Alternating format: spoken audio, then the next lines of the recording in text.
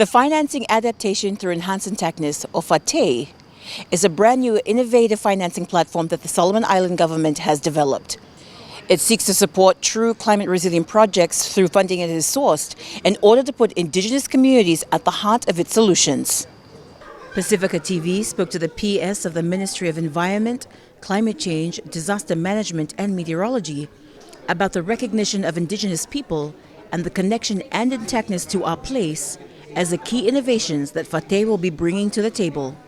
But the overall idea out here is to build on what we have as a people and building on our indigenous communities and our people, and also using that as a strength to support sustainable development, to support climate response, because any sustainable development raises adaptive capacity.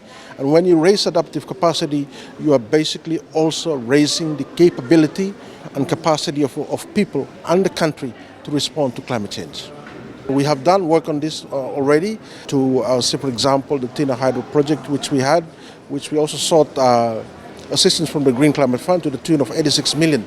The Tina River Hydro project by the GCF is the first of its kind for a large Solomon Island infrastructure project. Fred Conning, the Deputy Project Manager, spoke on the project's critical component and how they plan to guarantee its success. So the Tina River is a hydro project. Maintaining amount of water and also the social settings for that community is important. So what we are trying to see coming through from the next COP outcome will be looking at managing the upper catchment, because that's a critical component of the project. You need to have that well managed, also including the participation of the local indigenous people. And when you have that done, you have some guarantee of success.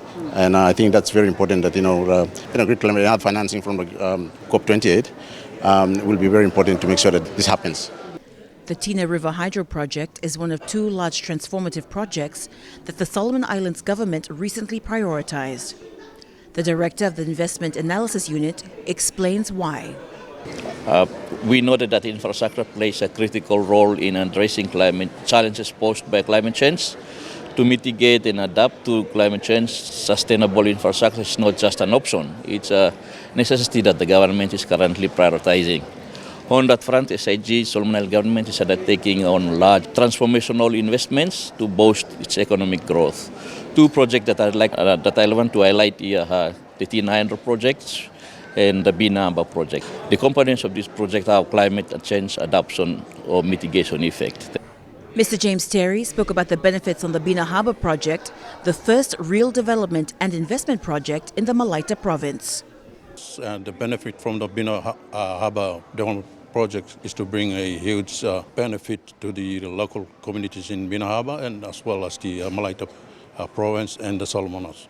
The climate change effect will indeed have implication on the economic benefit derived from our industrial fisheries, and for the supply of tuna for food security with the projected shift in the tuna's distribution. Solomon Island is now focused on its preparedness and making practical adaptation measures that can reduce the risks and impacts from climate change. With only a few days to go before COP28 wraps up, Minister Mataki explains how the Solomon Islands will respond to climate change moving forward. So if we are to respond to climate change, it is important that we protect, conserve the richness of our cultures, the richness of our natural resources, the richness of our islands and places, so that aspects of our indigenous people are also strengthened. It's about building from what we have already in our islands and working from that going forward. For Pacifica TV at COP28 in Dubai, I'm Amalia Rigsby.